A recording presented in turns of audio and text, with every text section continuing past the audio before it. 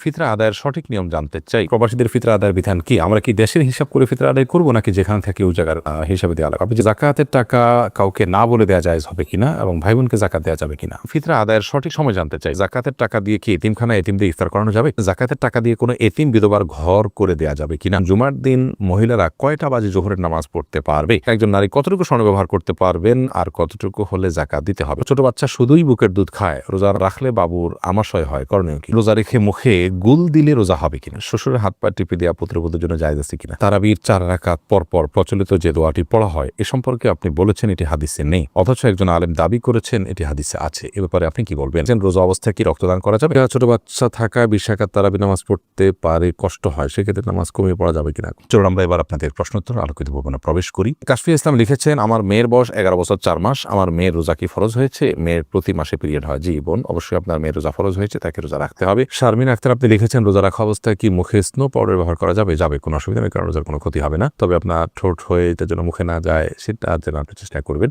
জাকিয়া হোসেন আপনি লিখেছেন, একজন নারী কতটুকু স্বর্ণ ব্যবহার করতে পারবেন আর কতটুকু হলে জাকাত দিতে হবে?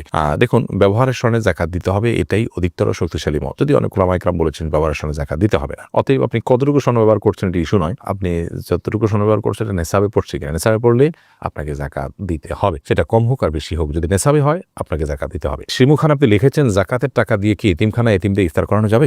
ইফতার করানো তখন জায়েজ হবে যখন ইফতার করার কোনো ব্যবস্থা গরিবের নাই, তখন আপনি জাকাতের টাকা দিয়ে সে অ্যারেঞ্জ করলেন। মূলত জাকাতের টাকা তাদেরকে দিয়ে দিবে, তাদের প্রয়োজন অনুযায়ী খরচ করবে। আপনি নিজে আইটেম ফিক্স করে দিবেন না যে জাকাতের টাকা দিয়ে তুমি এটাই করো। অনেকে হয়তো মনে করেন যে এটা আমি ইফতার করালাম, এটা একটা দৃশ্যমান কিছু হলো, তাহলে সেক্ষেত্রে তো এটি রিয়া হয়ে গেল, লৌকিকতা হলো, এটা তো গুনাহের কারণ হতে পারে। বরং আমাদের সাবধান থাকতে হবে। দাদি নানি আইডি থেকে আপনি লিখেছেন, জাকাতের টাকা দিয়ে কোনো এতিম বিধবার ঘর করে দেওয়া যাবে কিনা? জাকাতের টাকা দিয়ে ইয়েতিম অথবা কোনো বিধবাকে আপনি ঘর করে দিতে পারেন যদি তারা জাকাতের হকদার হয়। এতিম হলেই যে জাকাতের হকদার হবে এমনটি কিন্তু আবশ্যক নয়, বিধবা হলেই যে জাকাতের হকদার হবে এমনটি কিন্তু আবশ্যক নয়। একজন ভদ্র মহিলা, তার স্বামী মারা গেছেন, তিনি বিধবা হয়েছেন, কিন্তু তার এত সম্পদ আছে যেটা দিয়ে চলতে পারেন, তাহলে সেক্ষেত্রে তিনি জাকাতের হকদার নন। এতিমের ক্ষেত্রে একই কথা প্রযোজ্য। যাই হোক, তো এতিম বা বিধবা যে জাকাতের হকদার হয়, তাদের যে সম্পদ আছে বা উপার্জন হয় তা দিয়ে তাদের সংসার চলতে কষ্ট হয়, এরকম যদি হয় তাহলে সেক্ষেত্রে আপনি তাদেরকে জাকাতের টাকা দিতে পারেন। জাকাতের টাকা না দিয়ে তাদের যদি ঘরের নিড থাকে, যে তাদের নিরাপদে থাকার মতো কোনো ঘর নেই, সে প্রয়োজন থাকে এবং টাকা দিলে তারা হয়তো নষ্ট করে ফেলবে, আপনি তত্ত্বাবধান করে তাদের হয়ে ঘর নির্মাণ করে দিলে জাকাতের টাকা দিয়ে এটা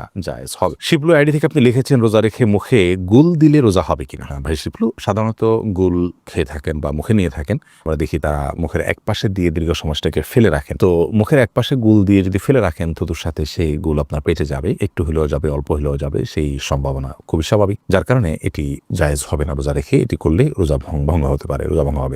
আপনি লিখেছেন, শ্বশুরের হাত পা টিপে দেওয়া পুত্রবধূর জন্য জায়েজ আছে কিনা? এটা করা উচিত নয়। কারণ হলো, শ্বশুর তার হাত পা যদি পুত্রবধূ টিপেন, তাহলে সেক্ষেত্রে মানে কল্পনার জেনার দুয়ার উন্মুক্ত অন্তত হতে পারে, কমপক্ষে এতটুকু হওয়ার সম্ভাবনা আছে, যার কারণে গুনাহের দ্বার পর্যন্ত বন্ধ করতে হয়, এটাকে সাদ্দু জারায়া বলা হয়। তো যার কারণে এটা জায়েজ নয়। পুত্রবধূ শ্বশুর অন্য সেবা করবেন, তবে হ্যাঁ, শ্বশুর অনেক বৃদ্ধ, এত বৃদ্ধ যে এ ধরনের কোনো আশঙ্কা নাই, তাহলে সেক্ষেত্রে এটি করা যেতে পারে যদি একান্ত নিরুপায় থাকে, অন্য কেউ না থাকেন এবং এটা যদি খুব বেশি জরুরি হয়, অর্থাৎ অনেকগুলো শর্তের উপর ভিত্তি করে। এরপর প্রশ্ন, ছোট বাচ্চা শুধুই বুকের দুধ খায়, রোজা রাখলে বাবুর আমাশয় হয়, করণীয় কি? একটু কষ্ট করবেন, প্রয়োজনে দিনের বেলা ঘুম পাড়িয়ে রাখবেন, আপনি নিজেও ঘুমাবেন, রাতের বেলা একটু জেগে থাকবেন, অর্থাৎ অভ্যাস একটু পাল্টাবেন, তাতে তো রাতেও তো আপনি দীর্ঘ সময় না খাওয়া থাকেন, সেভাবে থাকবেন। এবং একটু কষ্ট হলে ডাক্তার দেখান, বিকল্প বের করেন, অর্থাৎ রোজাটা ফরজ বিধান, এই ফরজ বিধান আবশ্যক হওয়ার কারণে রোজা রেখে অন্যান্যগুলোকে কিভাবে ওভারকাম করা যায় সেই চেষ্টাটা আমাদের থাকতে হবে। আয়েশা সিদ্দিকা, ছোট বাচ্চা থাকা 20 রাকাত তারাবি নামাজ পড়তে পারে, কষ্ট হয়, সেক্ষেত্রে নামাজ কমিয়ে পড়া যাবে কিনা? কখন আপনি অসুবিধা হলো কম পড়লেন, কোনো অসুবিধা নেই। নফল যেহেতু এটা আপনার অসুবিধার কারণে আপনি একটু কম পড়লেন বা ভেঙে পড়লেন, এই সুযোগগুলো কিন্তু আছে। হাবিবা আইরিন আপনি লিখেছেন, জুমার দিন মহিলারা কয়টা বাজে জোহরের নামাজ পড়তে পারবে?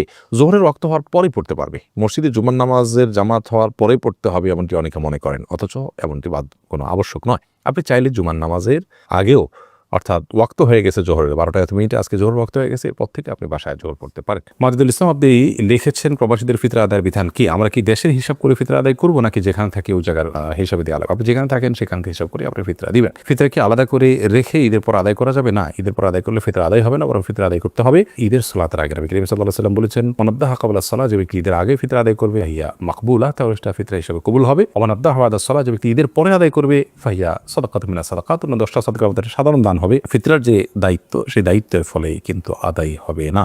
রফিক আহমদ আপনি লিখেছেন, তারাবির 4 রাকাত পরপর প্রচলিত যে দোয়াটি পড়া হয় এ সম্পর্কে আপনি বলেছেন এটি হাদিসে নেই, অথচ একজন আলেম দাবি করেছেন এটি হাদিসে আছে। এ ব্যাপারে আপনি কি বলবেন? ভাই রফিক আহমদ, দুঃখজনক যে কথাগুলো ভালো করে অনেকে না শুনেই মন্তব্য করেন, আবার অনেকে শুনেও সেটাকে বিকৃত করেন। আমরা বলেছি তারাবির নামাজে 4 রাকাত পরপর যে দোয়া আমাদের দেশে পড়া হয়ে থাকে সুবহানাজিল মুলক ওয়া মালাকুতে শেষ পর্যন্ত, এই দোয়া 4 রাকাত পর, তারাবির পরে 4 রাকাত পরপর এ দোয়া পড়ার কথা হাদিসে নেই। আবারও বলছি, তারাবির 4 রাকাত পরপর এ দোয়া পড়ার কথা কোনো হাদিসে নেই, কোনো জাল হাদিসেও নেই। আবারও বলছি, তারাবির নামাজের 4 রাকাত পরপর এই দোয়া পড়ার কথা কোনো হাদিসে নেই। এই দোয়ার বিভিন্নভাবে এসেছে রুকুর তাসবিহ হিসাবে, সুবহানাজিল মালাকুতি ওয়াল জাবারুতি। রুকুতে নবী করিম সাল্লাল্লাহু আলাইহি ওয়াসাল্লাম সুবহানাল্লাহিল আযীমের জায়গায় আপনার এই তাসবিহ পাঠ করতেন, এ দোয়া পাঠ করতেন। তো রুকুর তাসবিহকে এনে যদি আপনি 4 রাকাত পরপর যে আমরা বৈঠক করে থাকি, বসে থাকি আরামের জন্য, রেস্টের জন্য, সেই জায়গায় আপনি সেট করেন, তার জন্য আপনার তো প্রুফ লাগবে। যেটা রুকুতে করতে বলা হয়েছে সেটা আপনি এখানে করছেন, তার ভিত্তিটা কি? সেখানে আমি বলেছি যে কোনো হাদিসের ভিত্তি নেই। তো সে মর্মে যদি কোনো হাদিস থাকে যে হ্যাঁ তারাবির পর 4 রাকাত পরপর এই দোয়া পড়ার কথা বলা হয়েছে, তাহলে সেটা উপস্থাপন করা যেতে পারে। এরকম কোনো হাদিস তো নেই। ফতোয়া শামিতে আছে, ফতোয়া শামিতে থাকার মানে তো হাদিস নয়। ফতোয়া শামি তো ফতোয়ার কিতাব। ফতোয়ার কিতাবে যদি কোনো কথা থাকে, কোনো আমলকে সুন্নাহ বলা হয় কথার কথা, কিন্তু হাদিসে তার কোনো প্রুফ না থাকে, তাহলে এটাকে আমরা সুন্নাহ বলতে পারি না।